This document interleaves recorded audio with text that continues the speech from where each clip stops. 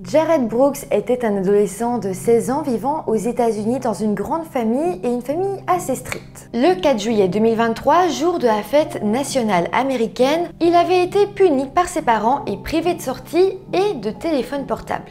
Mais ses parents vont regretter toute leur vie de ne pas lui avoir laissé son téléphone parce que dans la journée, il va tout simplement disparaître. Après ça, ils n'auront plus jamais aucun moyen de retrouver sa trace. Pour tout savoir sur la triste et mystérieuse histoire de Jared Brooks, lançons-nous maintenant dans la vidéo.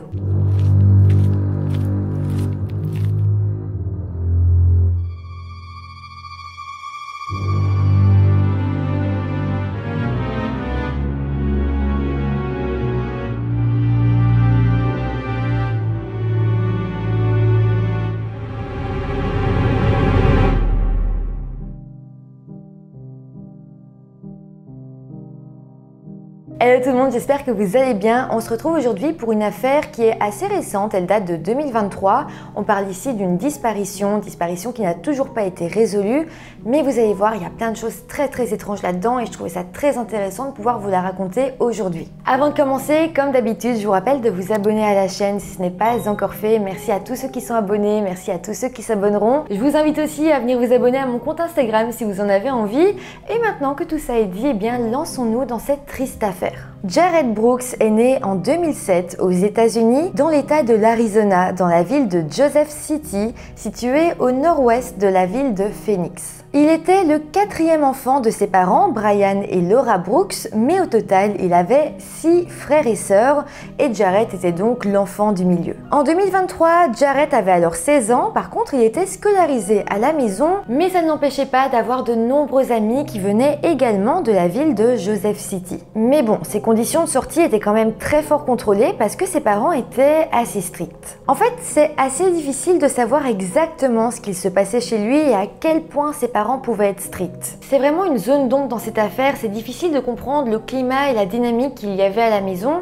Pourtant, c'est vrai que ça pourrait éclairer certaines choses dans cette histoire, comme vous verrez plus tard. Mais gardons quand même en tête qu'il s'agissait d'une famille nombreuse et il fallait donc probablement mettre en place des règles pour essayer de maintenir le calme. Bon, mis à part ça, Jared était connu comme un adolescent qui rêvait de vivre dans un ranch. Il avait d'ailleurs trouvé quelques petits boulots dans des propriétés voisines qui ressemblaient un petit peu à des ranchs, et là-bas il effectuait pas mal de bricolage et d'entretien. C'est vrai que lui et sa famille vivaient dans une maison standard, mais c'est sûr que plus tard, il voulait vraiment vivre dans un ranch, vivre un peu comme un cow-boy. D'ailleurs, il s'habillait comme un cow-boy. On le voyait souvent avec une coupe mulet, un chapeau de cow-boy, un jean et des bottes. Mais en tout cas, au milieu de tout ça, Jared semblait être un adolescent assez heureux et assez équilibré. Il s'était d'ailleurs porté volontaire comme explorateur auprès des pompiers locaux et était vraiment amical avec tous ceux qu'il rencontrait. De plus, Jared a également été décrit comme assez bavard et pas du tout timide. Mais à présent, plongeons-nous au début du mois de juillet 2023. C'est là que Jared va faire une petite bêtise. En fait, il faut savoir qu'il n'avait pas le droit de conduire le véhicule de chasse de son père sans son autorisation. En fait, ses parents savaient que s'il faisait le moindre accident avec, eh ben Jared n'aurait clairement pas les moyens de le réparer. C'est donc pour ça qu'en ce jour du début du mois de juillet, ses parents lui ont dit non, quand Jared leur a demandé s'il pouvait l'utiliser. Mais voilà, Jared avait finalement décidé d'en faire qu'à sa tête et l'avait pris quand même. Mais comme ses parents le craignaient, eh bien Jared va effectivement faire un petit accident avec ce véhicule et il va essayer de cacher le problème. Par contre, le lendemain, le lundi 3 juillet 2023, ses parents vont se rendre compte qu'il avait accidenté la voiture et ils vont donc décider de le punir. Laura, sa maman, lui a alors confisqué son téléphone portable, même si en soi, c'était pas vraiment une punition, parce que dans tous les cas, elle prenait toujours le téléphone de ses enfants pour la nuit. Mais en tout cas, après ça, à 22 h, toute la famille a été se coucher. Le lendemain, nous étions alors le mardi 4 juillet, c'est-à-dire le jour de la fête nationale américaine. C'était en soi une journée chargée parce que la famille devait se rendre à divers événements. Vous savez, on est dans une petite ville américaine, pendant la fête nationale, tout le monde fait un peu plein de choses. Voilà, c'est un jour très important. En tout cas, ce matin-là, à 6 h 30, toute la famille s'est réveillée. Et puis, au moment du déjeuner, Jared a tenté de faire une petite demande à sa mère. Le jour même, en soirée, il y avait une fête de prévue en ville et Jared voulait y aller avec ses amis. Mais voilà, sa mère lui a dit qu'il ne pouvait pas y aller vu qu'il était puni et qu'il devait donc rester à la maison toute la journée, même si c'était la fête nationale. D'ailleurs, Laura, donc sa maman, a même refusé de lui rendre son téléphone portable. Suite à ça, Jared s'est vraiment énervé et il est reparti en râlant vers sa chambre. Laura, de son côté, a été prendre une douche et une fois qu'elle a eu terminé, vers 7 h du matin, elle s'est dit qu'elle allait tout de même aller voir Jared. Elle a alors été dans sa chambre, mais là, elle a été surprise de voir qu'il n'y était pas. Là, un petit peu paniquée, elle a commencé à regarder dans la maison, mais clairement son fils ne semblait être nulle part. Là, Laura a commencé un petit peu à paniquer. Elle a alors averti son mari, Brian, de la situation et ensemble, ils ont commencé à le chercher dans la maison et à l'extérieur. De plus, Laura a également appelé certains des amis de son fils au cas où Jared était avec eux, mais ils diront ne rien savoir non plus. En soi, personne n'avait ni vu ni entendu parler de Jared. Là, Brian et Laura ont dû se rendre à l'évidence que Jared avait dû quitter la maison et vu que toutes les voitures étaient encore là, ils ont conclu qu'il devait être à pied. Brian et Laura ont alors pris chacun leur voiture et se sont séparés pour essayer de chercher dans les environs. Donc en gros, un partait à droite et l'autre à gauche pour essayer de couvrir le plus de terrain possible. Mais bon, malheureusement, ils n'ont trouvé aucun signe de Jared. Ils ont alors fini par rentrer à la maison, mais clairement, ils ne savaient pas du tout quoi faire. Donc, après réflexion, ils ont décidé d'appeler la police locale de Joseph City pour signaler la disparition de leur fils. En parallèle, la famille de Jared s'est dit que le meilleur moyen de le retrouver était de passer par les réseaux sociaux. Ils ont alors lancé une alerte générale et ont demandé à tous leurs contacts de partager. De leur côté, les enquêteurs ont pris l'affaire au sérieux et ils ont alors commencé à faire leurs recherches. Dans un premier temps, ils ont donc été au domicile de Jared et ses parents et c'est là qu'ils ont pu remarquer une caméra de surveillance dans la pièce où le père de Jared gardait son arme à feu. Je précise que l'arme était vraiment gardée en lieu sûr et que son père y faisait très attention. Mais donc, les enquêteurs ont décidé de visionner les images de la caméra de surveillance qui avait été prise le matin même, donc c'est-à-dire au moment où Jared avait disparu. C'est là qu'ils vont alors voir quelque chose qui va rendre la recherche de Jared encore bien plus étrange. Sur les images, on pouvait voir Jared entrer dans la pièce et sortir l'arme à feu du coffre-fort. Vu l'heure où les images ont été prises, on peut imaginer que Jared y a été juste après sa dispute avec sa maman le matin même. C'était donc au moment où sa mère se trouvait dans sa douche. Et puis, après avoir pris l'arme à feu, Jared est très vite parti de la pièce. La police a alors dit qu'il pourrait le retrouver grâce à son téléphone portable, mais malheureusement, il ne l'avait pas sur lui vu que sa mère le lui avait confisqué. Là, les enquêteurs ont alors pris la décision d'aller parler aux voisins au cas où quelqu'un aurait vu quelque chose. Il faut savoir qu'ils vivaient vraiment dans une zone assez rurale avec beaucoup de champs, donc il n'y avait pas énormément de voisins. Mais bon, le voisin direct de la famille va justement dire à la police qu'il avait vu quelque chose d'étrange. Il va alors expliquer aux policiers que ce matin-là, il travaillait sur sa propriété avec un ami lorsqu'ils ont aperçu Jared en train de traverser son pâturage. L'homme dira qu'à ce moment-là, accompagné de son ami, il s'était demandé si Jared ne tenait pas une arme à feu dans sa main. Ils l'ont alors vu passer sous une clôture près de la route et là, clairement, ils ont remarqué qu'il n'avait pas l'air bien parce qu'il marchait dans tous les sens. Clairement, c'était une scène très étrange et là, le voisin accompagné de son ami se sont dit que peut-être il devrait aller parler à Jared pour voir si tout allait bien. Ils ont alors commencé à marcher vers lui, mais avant de l'atteindre, ils l'ont vu changer de direction et rentrer à son domicile. Là, ils se sont un petit peu calmés, ils se sont dit que Jared rentrait chez lui, donc que ça allait aller, sauf que non, pas du tout. Il est rentré et puis il est reparti à pied dans l'autre sens. Là, clairement, le voisin était très perturbé, très inquiet, il savait pas du tout quoi faire. Dites-vous bien que la situation était assez alarmante, il avait quand même vu son jeune voisin de 18 ans se balader avec une arme à feu. Donc là, le voisin a décidé d'agir et lui aussi a pris sa voiture et son ami a pris son camion et donc chacun d'eux se sont lancés à la poursuite de Jared. Ils sont alors partis chacun dans un sens différent. Pour que vous vous imaginiez, il faut savoir que la route faisait un cercle et donc si un partait à droite et l'autre à gauche, c'est sûr qu'ils allaient se retrouver de l'autre côté et c'était sûr comme ça qu'ils allaient pouvoir coincer Jared vu qu'il était à pied. Donc voilà, les deux sont partis en voiture, mais arrivés à l'autre bout de la route en cercle, ils se sont retrouvés face à face et pourtant ils n'avaient pas vu Jared.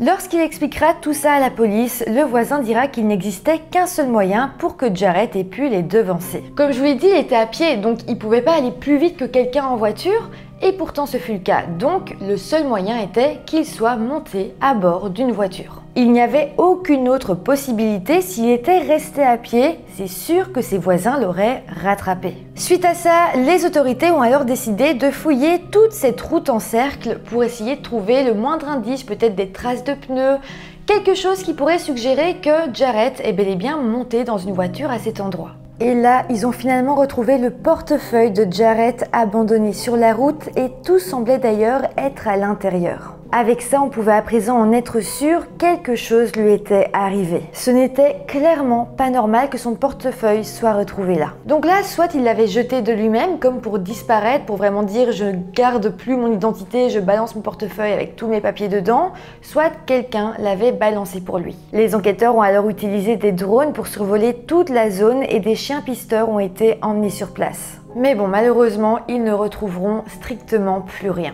Après ça, les semaines et puis les mois vont passer sans que rien n'avance dans cette affaire. Pourtant, dites-vous bien que les enquêteurs avaient suivi chacune des pistes et chaque renseignement qu'ils avaient reçu. Il faut savoir qu'ici, l'enquête a été parfaitement menée, il n'y a strictement rien à reprocher à la police de Joseph City. Mais bon, malgré tous les renseignements qu'ils ont reçus, eh bien tout ça n'a mené nulle part. Pourtant, juste après sa disparition, un témoin a été voir la police pour dire qu'il pensait avoir vu Jarrett dans la ville de Winslow en Arizona. Suite à ça, les autorités ont enquêté sur cette piste. Ils se sont même dit que peut-être il essayait de se rendre soit dans la ville de San Antonio, Austin ou Temple au Texas. Alors, me demandez pas pourquoi les enquêteurs ont pensé qu'il voulait se rendre dans ces villes-là, parce que cette information n'a pas été donnée. Simplement, on sait que c'est des endroits où il aurait pu vouloir aller. Est-ce que c'est parce que ses parents ont dit à la police que c'était des villes qui l'attiraient ou quelque chose comme ça?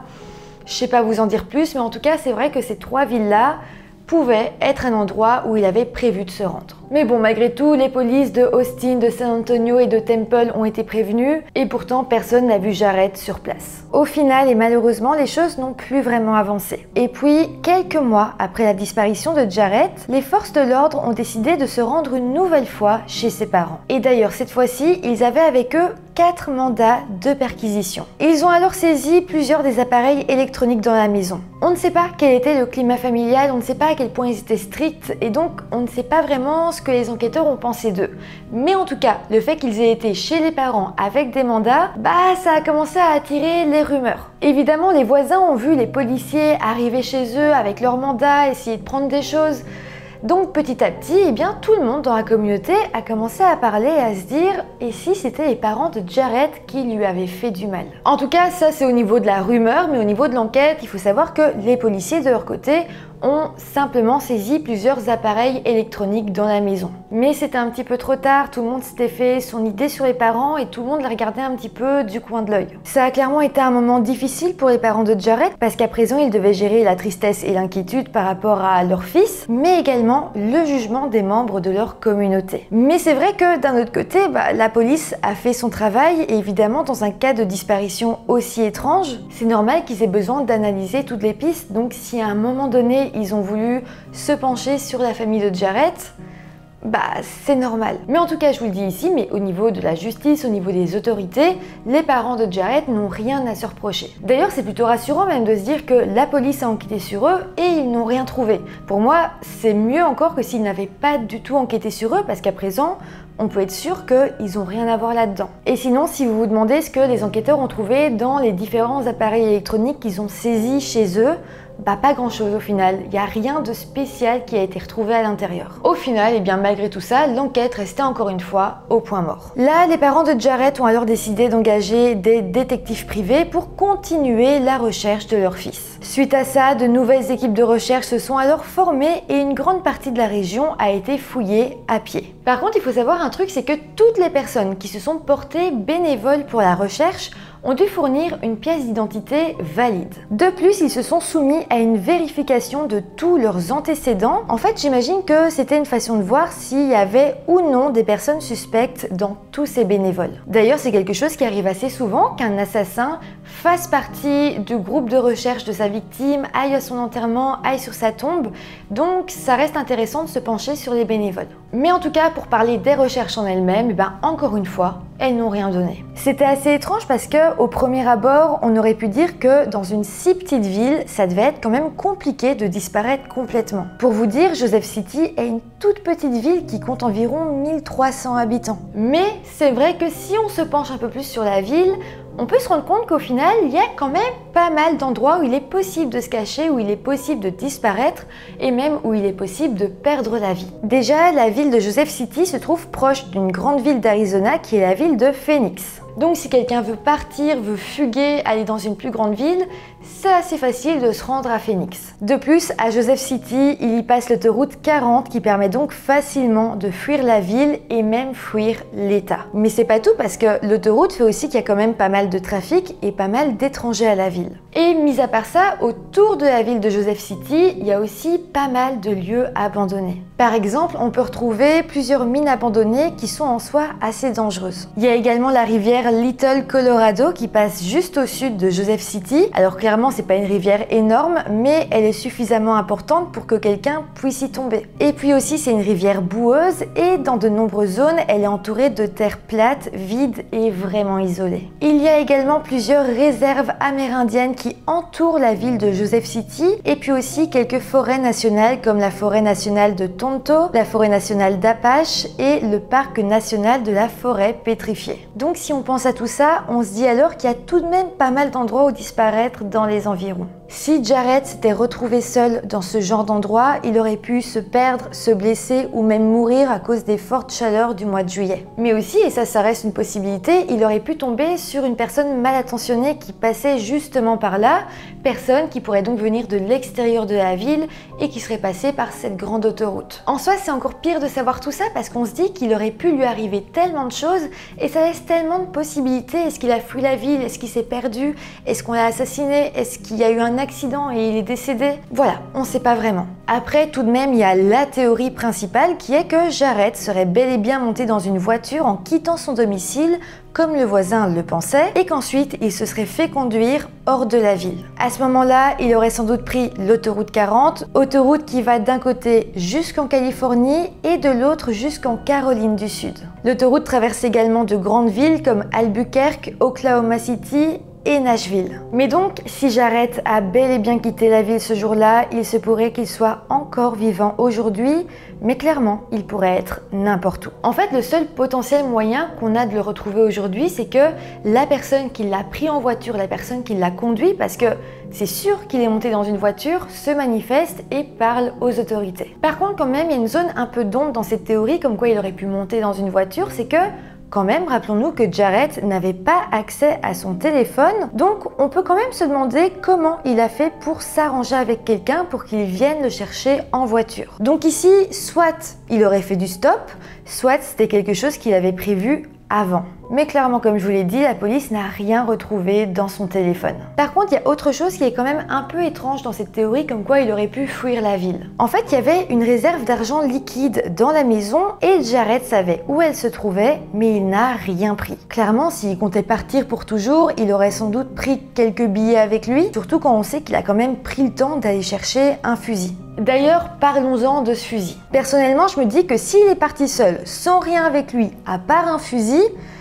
il est quand même fort possible qu'il ait simplement décidé de mettre fin à ses jours. Ce serait en soi la théorie la plus probable, mais c'est vrai que là encore, quelque chose ne colle pas. S'il avait mis fin à ses jours, il y a quand même fort à parier qu'on aurait retrouvé son corps pendant les recherches, mais ce ne fut pas le cas. Après, comme je l'ai dit, ce qui entoure la ville, c'est un vaste désert avec d'ailleurs des mines abandonnées, donc il aurait très bien pu s'y cacher. En tout cas, ça ne fait à présent qu'1 an que Jarrett a été porté disparu et on ne peut donc qu'espérer que l'enquête va progresser. Et je me dis qu'un jour, sans doute, on retrouvera son corps, ou mieux encore, peut-être qu'on le retrouvera vivant quelque part. En tout cas, c'est comme ça que se termine cette triste affaire. J'espère que ça vous aura intéressé. N'hésitez pas à me dire en commentaire quelles sont vos théories, ça m'intéresse toujours dans ce genre d'affaires. N'hésitez pas non plus à vous abonner à la chaîne, à mettre des petits pouces en l'air, ça m'aide beaucoup. Et moi, je vous dis à très vite pour une nouvelle vidéo. Bye!